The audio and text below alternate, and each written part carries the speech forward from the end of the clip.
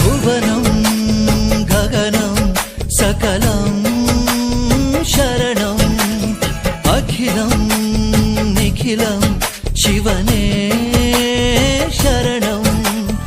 ಉಸಿರನು ಕಾಯಲು ಹಸಿರನು ನೀಡಿದ, ഇരുಳನು ನೀಗಲು ಹಗಲನು ನೀಡಿದ,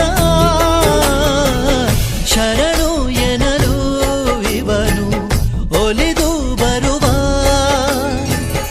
ಎದುರು ನಿಲ್ಲಲು